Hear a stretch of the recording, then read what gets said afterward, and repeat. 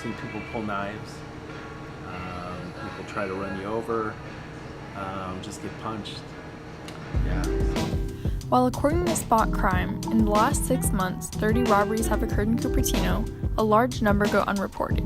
These include ones that happen throughout MVHS's campus, in the school cafeteria, and in the American supermarket chain Safeway. I bring my food and I leave it in my backpack, and I have PE first period, so it's in the locker room. And sometimes it's just gone. And I know I didn't lose it, so it's kind of weird. They put it up their sleeve, so when they walk out, it's like they're just walking out like there's nothing there.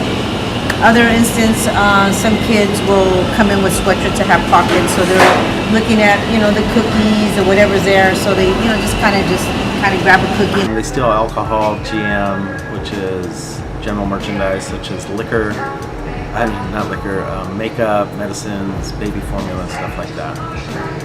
The people who rob from MVHS and Safeway tend to vary based on the location. From what I know, I think it's teenagers, just because, I don't know, they feel like it. The only other people that I would think would steal food would be homeless people, but I don't really see many of them in Cupertino. The majority of the ones that we do find are repetitive ones, so sometimes they won't come in for 2 months, they'll wait a while after the consequences were taken care of, then they'll come back in, but their friends will. So I don't know if it's a daring or it's a challenge or to see how far you can go if you get away with it. So that's the sad part of it, because on 2 occasions we found that incidents where it happened to be their friends, so yeah. They call them organized crime, people that hit all the stores all the time. They'll go to all different stores and grab photos of them and all that. But a lot of times it's just the average person. It's not anyone I could just specifically pick out for you. All Safeway chains have a no-chase policy in which employees cannot chase any customers once they've left the store with a stolen item.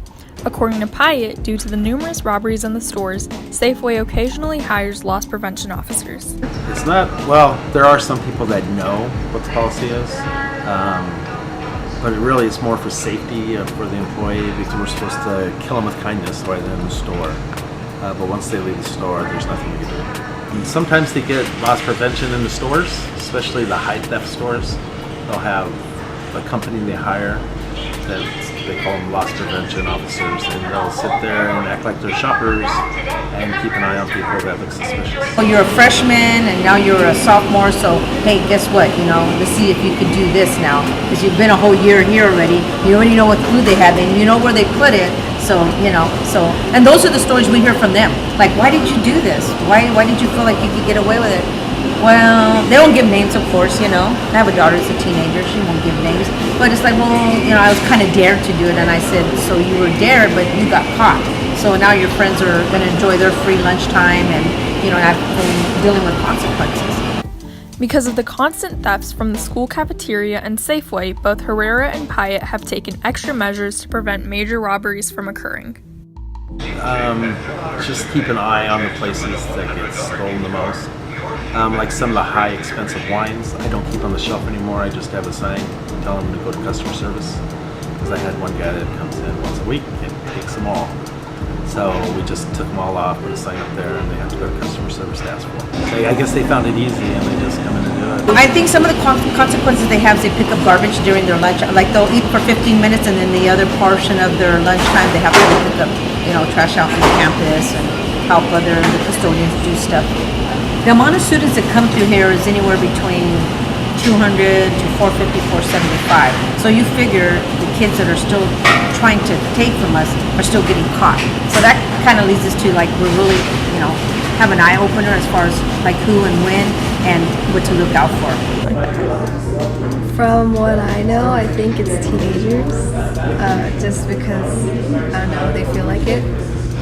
The only other people that I would think would steal food would be homeless people, but I don't really see many of them in Cupertino.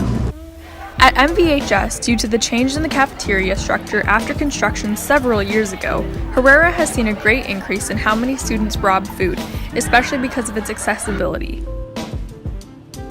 When I first started here, I was a cook for 1 year, so my manager had shared with me that, just keep an eye on, because, you're going to get a bunch of crowded kids and they're going to try to take this. I'm like, okay. So when we had the windows back in the day, you know, where you guys would go to the window and order your food, that wasn't such, you know, stealing. It was like when you had the food outside and they were selling a la carte items outside that they would take and walk away with drinks. But as far as going through the window part of it, you couldn't really steal anything because everything is behind the glass. So now, you know, coming into the new cafeteria, it's a whole different world. And we never thought we would, you know, we knew we were going to get some, but not as many as we thought. Hyatt has noticed a difference in the frequency of robberies between the Safeway in downtown San Jose and the one on Bollinger Road very close to Cupertino. I came from a store downtown San Jose, and it was really bad there.